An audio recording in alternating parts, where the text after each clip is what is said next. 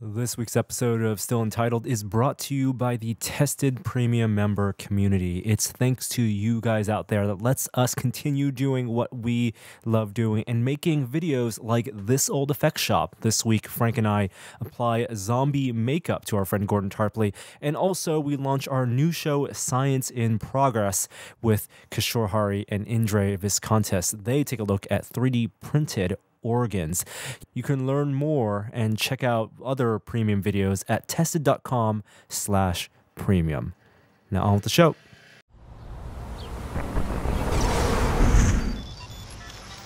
Welcome to Still Entitled, the Adam Savage Project. I'm Will. I'm Adam. And I'm Norm. Welcome back, gentlemen. Thank you. It's been our long national nightmare is over. No, it's still going on. Oh, okay. Well, true. I think. Very true. Yeah. Call your senators today. That's all we're going to say about that. But you should call your senators because it will help.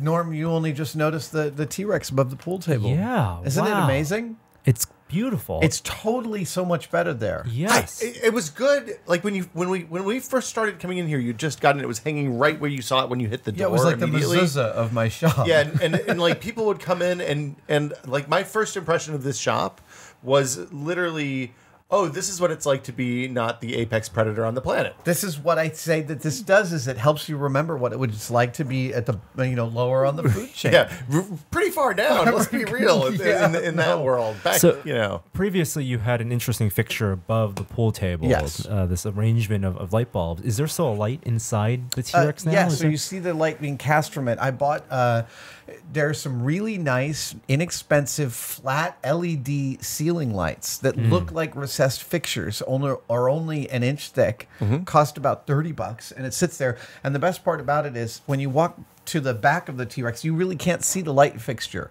So it doesn't inhibit the skull's wonderful profile in any way from any angle. Well, she's a lovely beast. Sue is absolutely gorgeous, and I like having her more central, and yet still it takes people a while to notice that there's a giant 5-foot-long Tyrannosaurus Rex head above the pool table that is also the best pool lamp ever. I think she's a little smaller. She looks a little smaller there.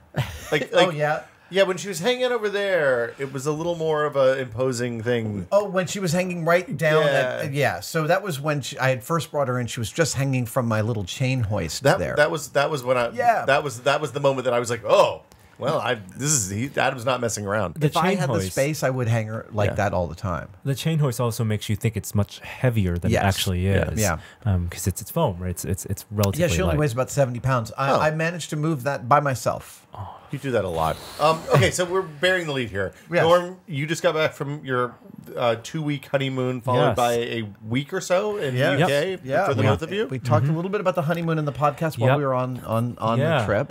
Nobody listens to podcasts. I haven't heard that yet. But we just got back from 10 days in England. In England, driving.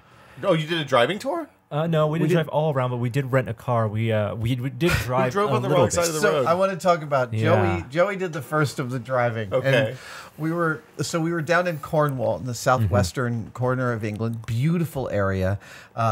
Stayed in St. Ives. A magnificent little seaside town. There was a man from St. Ives. It's also bath lotion. Yeah. Okay. And we were near Penzance. The pirates are there. Okay. And we were driving each morning from St. Ives to the location we were shooting at in Cornwall, which is still to be a secret. But some of these roads, right, are cow paths that are like 1,000 years old. Well, then so you're driving this car that is.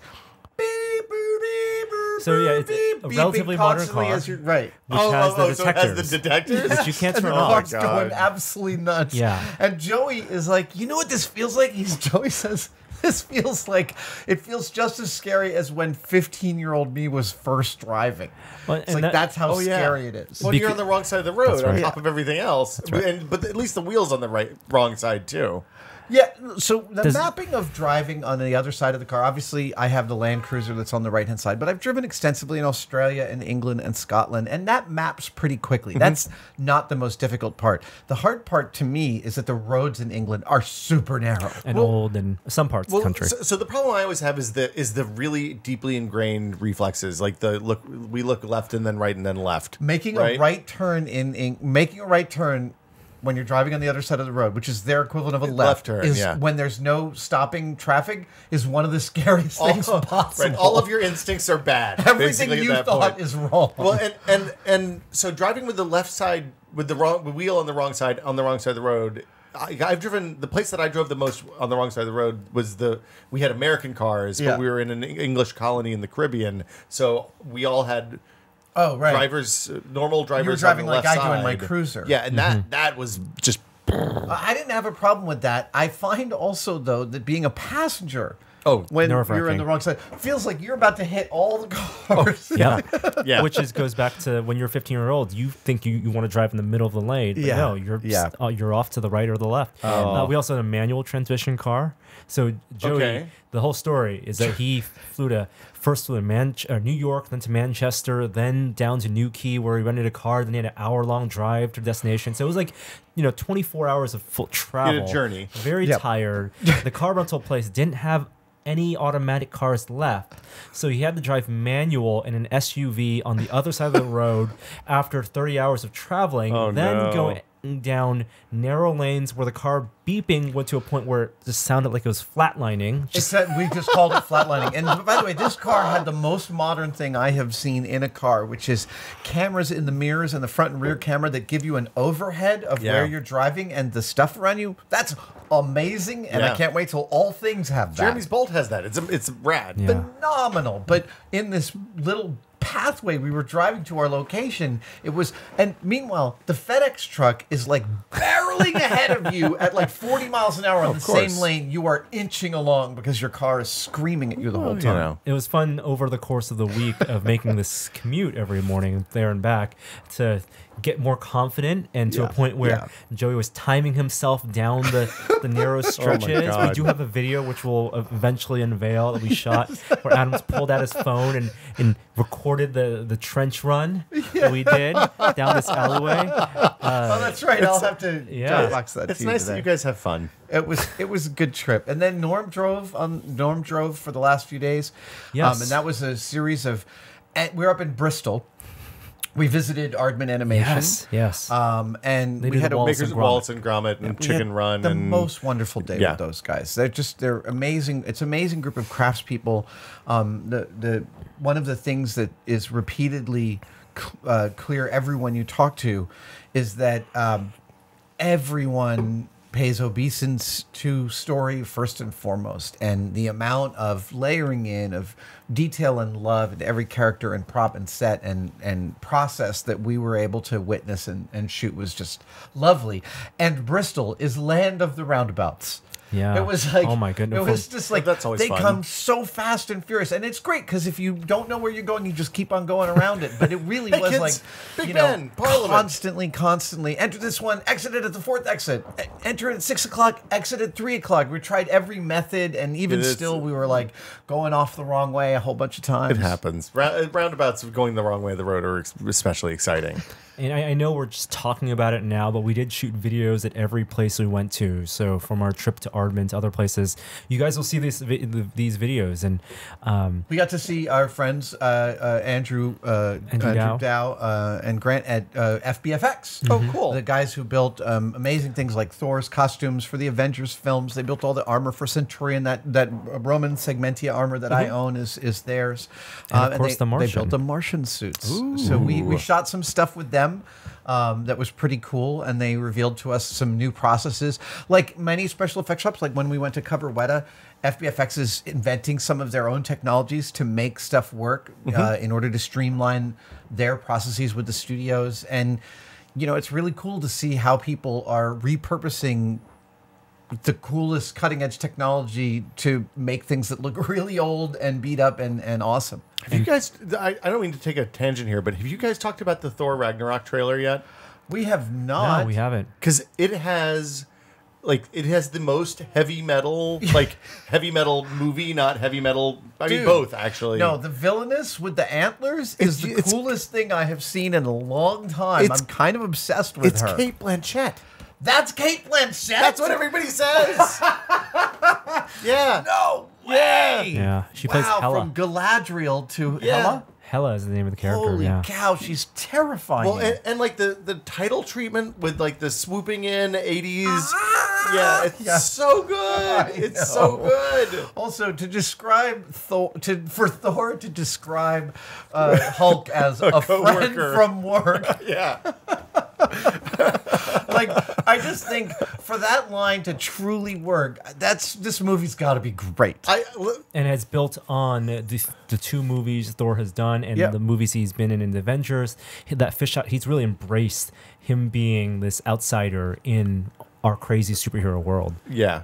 I love I love the Hemsworths. Chris is amazing. Yeah, Liam seems okay. Liam seems just fine. And then there's the guy on Westworld. What? Oh right, The yes, security the guard. third one. That's another Hemsworth? It's like a Baldwin Arquette apocalypse over there. I picture that his parents both have like giant chests, right? And broad shoulders. And they actually stole some DNA from what's his name? You know, Master and Commander and Russell Crowe? Russell Crowe. Good God, I can't believe I couldn't pull Russell Crowe there. But yeah, they just cloned Russell Crowe 4 or 5 times. the Ragnarok trailer is I've watched it several times. Oh, and the rainbow. I don't even know what you call that rainbow swoop in on the Ragnarok at the end, but The it's logo. like Oh, the very logo 80s, swoop. yeah. It like very screams. Atari. Yes. Anyway, sorry. And Continue. the director of that did What We Do in the Shadows, the vampire film, and also did the New Zealand film. He's New Zealand. He did Hunt for the Wilderpeople. Hunt for the Wilderpeople is amazing. Have I you talked seen about this? it on the No, podcast? we haven't talked oh about my it. I don't God. think. Yeah. Okay. And we Just first heard everyone about Hunt shut for the up. Wilderpeople when we were on the set of Alien Covenant, because Yes. that was also filmed in New Zealand, and all the publicity people there were just raving about it. So And please describe it. Yeah. I came across it on a plane trip recently. I can't even remember where I was going. And it's a New Zealand film starring Sam Neill and a bunch of New Zealand actors. And it's phenomenal. It's very loving.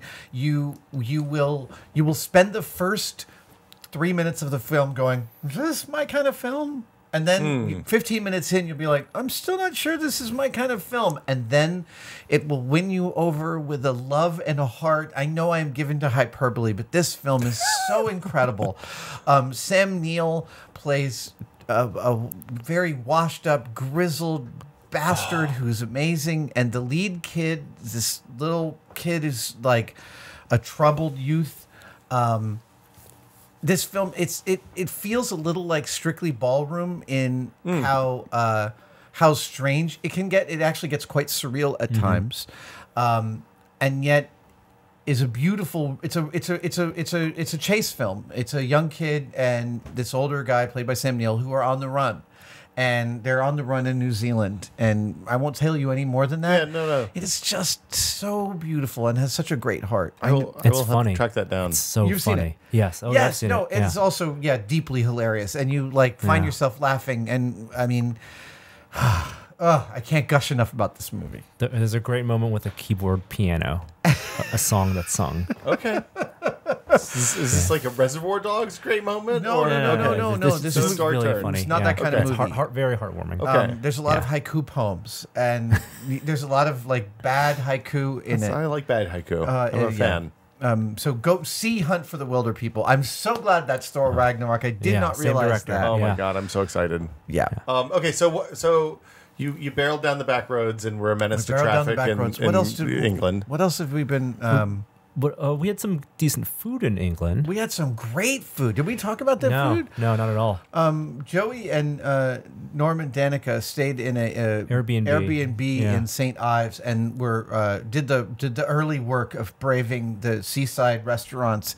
The coolest dish was this large anchovy wrapped around a sage leaf and tempura fried. They wrapped the anchovy around the sage leaf? They basically, it was the size of a sage leaf, so they split it in half, sandwiched it over sage leaf, and then tempura fried it. And I have to tell you, that thing was off the hook. Was it battered on Yeah. the Yeah. outside? Yeah. Okay. Wow. Yeah, here I'll send you a picture. I'll show you a that sounds picture. Hold interesting. on. This is. Oh no, it was fantastic. I think we tried to dispel the myth that England has bad food. Okay. And we found all the great food Look at places that. in in Wow. town. Yeah. Although we did eat at pubs, and There's How- Norm holding out the little frying pan it came in. How big is it? Like anchovies here are usually like Yeah, Three no, this is a appetizers. very Appetizer. large. Okay. Yeah, very okay, large. but not like anchovy. sardine size. No, no, Okay. no. I mean, that was a huge sardine. A sardine's like a foot, maybe. we found some random good Indian food on our very last day. Curries. Yeah. curries We are did. good. Yeah, they didn't want to open, and then we went in. And it was fantastic. Well, Indian food in England is absolutely going to be Yeah. amazing. Yeah. Everywhere I've had it, it's great. It's like you can't get bad at fish and chips, right? It's the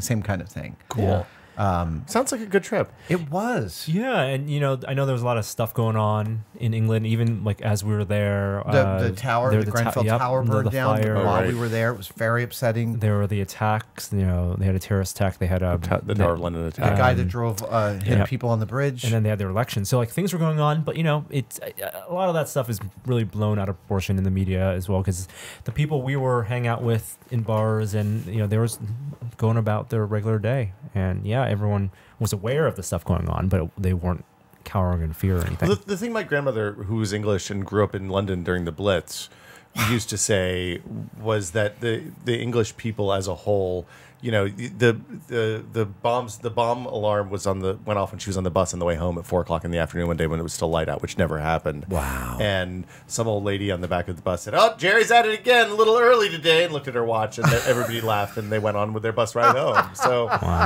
it's a Wow. indomitable is the word that she used. We actually spent some time in a classic British pub that really was like so quintessential. It could have been a set from American Werewolf in London. Okay. Up to and including the locals all stopping, talking, and turning to stare at you when you walk That's in. probably just you, Adam. What else? What else? Did you partake of any of the of weird films on the flight home?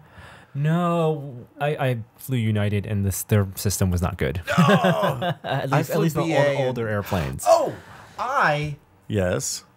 I knew I took in some new television. I watched the entire 2016 season of the Great British Baking Show. Oh, that show's great. Wait, I mean, so the when Great you British say, Bake Off. well, in the UK it's called Baking Show. Yeah. Yeah. I'm sorry. It's Bake in the Off UK in the it's called UK. Bake Off. Here it's called Baking Show because Sarah Lee owns Betty Bake Crocker. Betty Crocker owns Bake Off. The word Bake Off. The word- The and world it's- is a terrible It is place. and it's so terrible that the trophy plate they award the Yeah. star baker at the end of the show, they had to Photoshop the words out of a clear plate. They digitally removed it from the seasons that are on Netflix. It's It's ridiculous. amazing. Crazy. Okay. Yeah. Yes. Let's forget about that Yeah. stuff. But the because show. This is Have we like, not talked about this on the podcast? I don't yet? think so. This is one Yeah. of the greatest shows I have ever witnessed. yeah. Yes. And I enjoyed. So, yeah, again, a loving show. It's like MasterChef Junior in that it's not about eliminating your opponents. It's about everyone's just trying to make some good stuff, and they feel invested, and they want to make good stuff, and they want to learn from each other.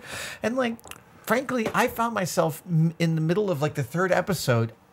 I just randomly burst into tears. Which season? Second season? The most recent season, Oh, the most recent. 2016. Okay, So so they delay it a couple times yeah.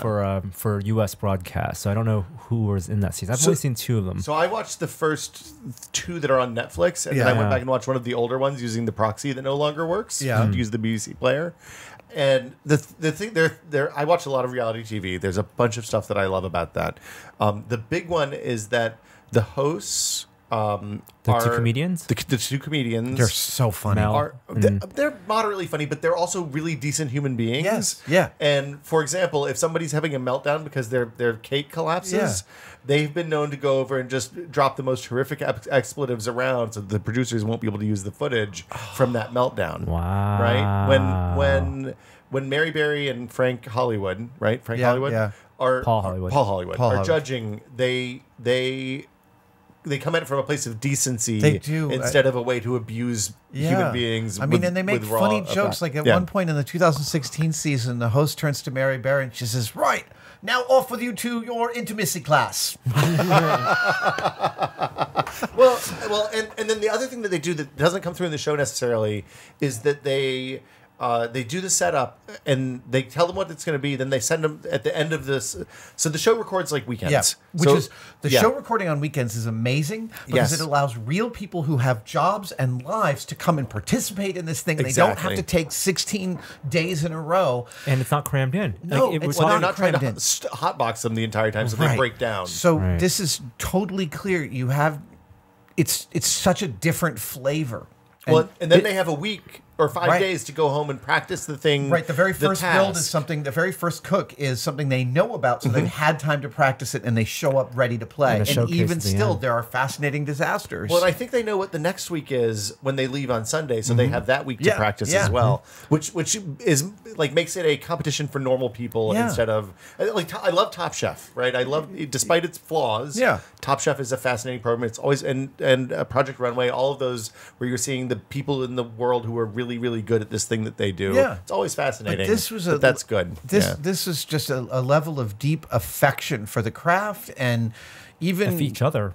and each other that was super important to me. And watching how unhinged everyone gets when being judged, and their cake is raw or their dough has fallen, and Good bake. in Good the I bake. just watched. Yeah. I guess the previous season, in which in the very first Bake Off, this woman's mousse does not set, and as she tries to pull the collar off the cake, it just collapses. And like, the host is crying. Oh, yeah. When she's like, "It's just a cake. It's just a cake." She's like, "It's not just a cake." She's like, "I know, but it is just a cake." Oh God, there's a moment in one of the early Netflix seasons, I think, where one of the contestants does his cake and it's just not it falls basically, Yeah. and it slides off the side, and he just picks it up and dumps it in the trash. Oh, and yeah, he doesn't make it. And I mean, obviously he's not going to make it, but Yeah. like they're like, look.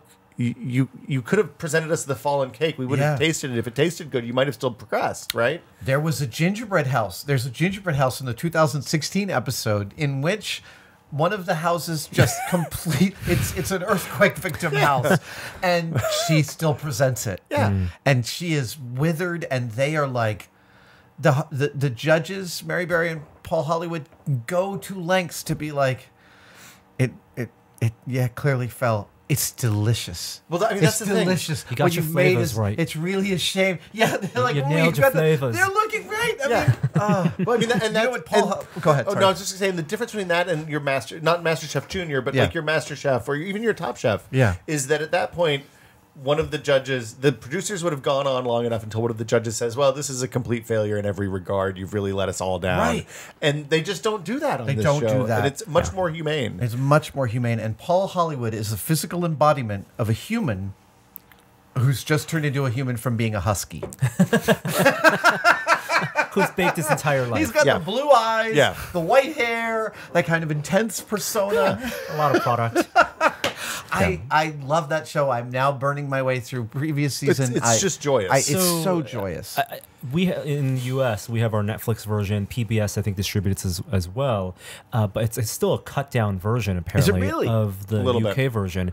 In the UK version, like when we watch the show, one of the things we want is more of the lessons from cooking, how Right. the things that take away. And apparently in the UK version, they actually are segments that we don't see Oh. where they dive into the science of the bakes. How Or do I something- get? Can I subscribe to the BBC Online or something like I that? used to use a proxy to watch All right. from the Oh, UK yeah, yeah. proxy. Let me see that what I can doesn't do. work so much anymore. Or at least mine doesn't work anymore. The other thing they show is the history. So like if it's some sort of British food that has incredible cultural impact, they let us know that Right. in the segments. Anyway, And I found it amazing how making caramel kicks everyone's ass. oh, it's you have to watch it constantly. It's just like people doing their second, third, fourth attempt to getting caramel right is like all the different things that people go through with stuff not working, recipes that don't have the amount of time you should bake for, and textural problems that people have, the problem solving, the engineering. There's an engineer in the 2016 season, a charming young ginger who's